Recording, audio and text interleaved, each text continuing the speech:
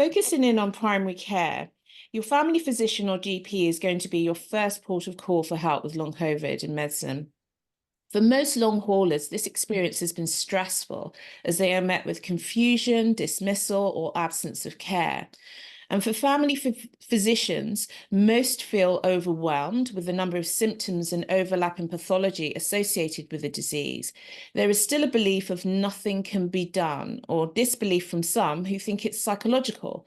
Though after watching a few episodes of this series, we hope that that should be dispelled.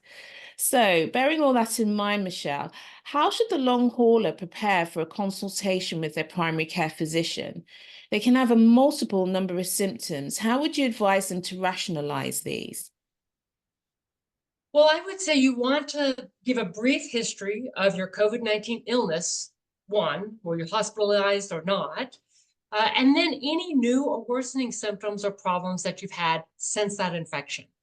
And I would suggest that you organize into groups, your symptoms into groups, and by which symptoms are most important or impressing to you. Think about what you used to be able to do prior to COVID, and now what can you do specifically, or what can you not do? What are your limitations?